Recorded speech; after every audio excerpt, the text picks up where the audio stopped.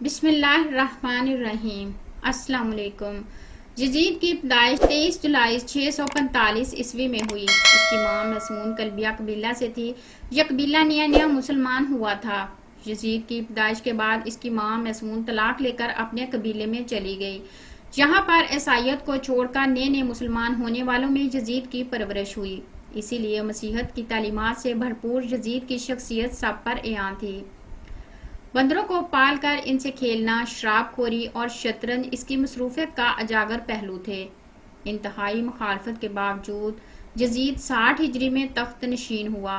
حکومت ملتے ہی یزید نے مدینے میں موجود گورنر عتبہ کو خط لکھا کہ ہر صورت عبداللہ بن زبیر، عبد الرحمن بن ابی بکر، عبداللہ بن عمر اور نواسہ رسول صلی اللہ علیہ وآلہ وسلم سے ہر صورت میری بیعت لو، لیکن ان سب نے بیعت سے انکار کر دیا۔ یزید نے مدینہ کے گورنر کو دوسرا خط لکھا تو گورنر مدینہ حضرت امام حسین کے پاس حاضر ہوا اور بتایا کہ یزید نے مجھے آپ سے زبردستی بیعت لینے کو کہا ہے۔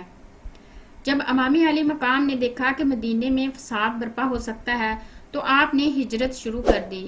اپنے خاندان اور کچھ اصحاب کے ساتھ آپ پہلے مکہ گئے اور پھر کوفہ کی طرف روانہ ہو گئے، لیکن 18,000 کوفیوں نے حضرت امام حسین کی بیعت توڑ دی اور پھر واقعہ کربلا پیش آیا۔ کربلا کا دل خراش واقعہ ہی یزید کا سب سے بڑا اور گھناؤنا کام تصور کیا جاتا ہے۔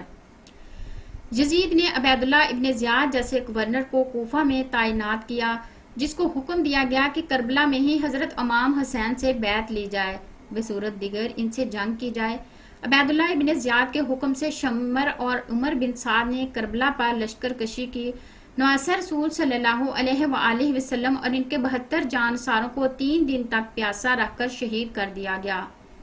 تاریخ کربلا ایسی دردناک ہے کہ بہت سے تاریخ دانوں نے اسے لکھتے لکھتے خون کے آنسو بہائے ہیں۔ ایسا ظلم کیا گیا کہ جس کی کوئی مثال نہیں ملتی۔ بچے، بوڑھے، جوان، یہاں تک کہ عورتوں کو بھی قیدی بنایا گیا۔ عورتیں بھی کوئی عام نہیں ہیں، وہ نبی جو وجہ کائنات ہیں، یہ انہی کی نواسیاں تھیں۔ اللہ اکبر۔ پھر یزید کے دربار میں جب امام حسین کا سر مبارک پیش کیا گیا تو اس نے آپ کے سر مبارک کی بھی توہین کی اور کچھ ایسے اشعار پڑھے کہ بعض تاریخ دان تو یزید کو فاسق فاجر ہونے کے ساتھ ساتھ کافر بھی قرار دیتے ہیں۔ آخر کیا وجہ تھی کہ یزید نے عبیداللہ ابن زیاد، شمر اور عمر بن سعد کو اہل بیت کو شہید کرنے کی سزا کیوں نہ دی گئی؟ کیونکہ واقعہ کربلا کے بعد بھی یزید کی موت تک عبیداللہ ابن زیاد کوفہ اور بصرہ پر یزید کی طرف سے حکمران رہا۔ ایسے واقعات کے باوجود بھی ابن زیاد جیسا شخص اپنی مسند پر برجمان رکھنے کی وجہ یزید کے پاس آخر کیا تھی؟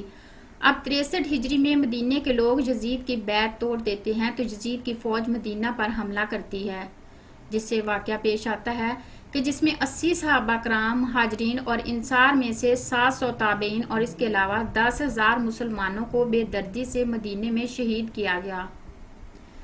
3,323 سے لے کر 3,333 تک یہ 15-20 احادیث ہیں جن کا لبلباب یہ ہے کہ آپ صلی اللہ علیہ وآلہ وسلم نے فرمایا، جس نے اہل مدینہ کو ڈرایا، دھمکایا یا مدینہ والوں پر ظلم کیا، اس پر اللہ کی لعنت، اللہ کے فرشتوں کی لعنت اور تمام لعنت کرنے والوں کی لعنت۔ لیکن یہ یہاں پر بھی نہ رکا اور مدینہ کے بعد مکہ پر بھی حملہ کیا گیا اور خانہ کعبہ کی عمارت پر بھی سنگ بھاری کی گئی۔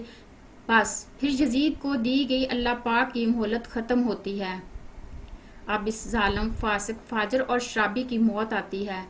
اس کی موت کے متعلق 3 طرح کی روایات تاریخی کتب میں ملتی ہیں۔ پہلی روایت تو یہ ہے کہ یزید ایک رومی نسل کی خوبصورت لڑکی کے عشق میں مبتلا ہو گیا تھا۔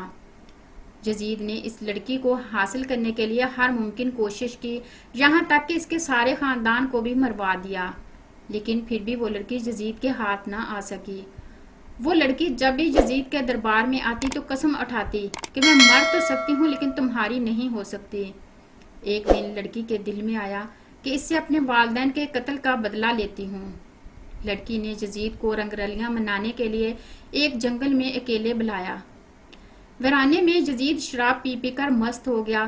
وہ لڑکے نیم عریاں لباس پہن کر یزید کے سامنے بیٹھ گئی اور وہ شراب پیتا رہا۔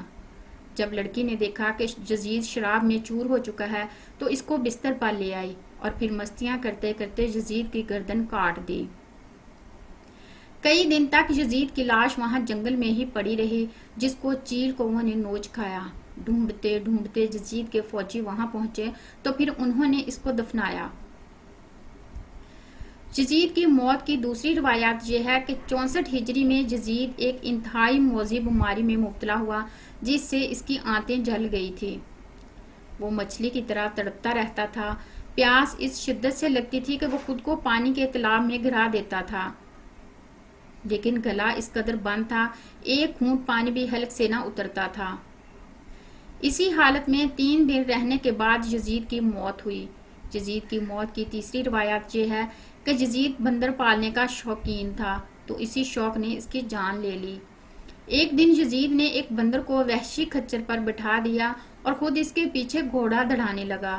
جنگل میں پہنچ کر گھوڑے نے نواسہ رسول صلی اللہ علیہ وآلہ وسلم کے قاتل کو اپنی پیٹھ سے گرا دیا اور یزید کا پاؤں گھوڑے کی رکاب میں پھنس گیا اور وہ گھوڑا دوڑتا رہا اور یزید زمین پر گرتے گرتے اس کا سر ایک پتھر پہ جا ٹکرایا، لیکن وہ گھوڑا نہ رکا یہاں تک کہ اس کا پورا جسم پامال ہونے لگا۔